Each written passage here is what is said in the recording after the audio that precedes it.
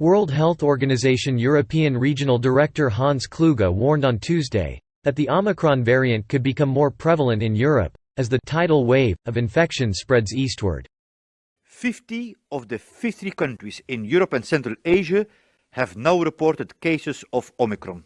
It is quickly becoming the dominant virus in Western Europe and is now spreading into the Balkans. At this rate, the Institute for Health Metrics and Evaluation forecasts that more than 50% of the population in the region will be infected with Omicron in the next 6 to 8 weeks. Allow me to reiterate that the currently approved vaccines do continue to provide good protection against severe disease and death, including for Omicron. And the WHO Europe also said it's a way off from treating the COVID-19 as endemic.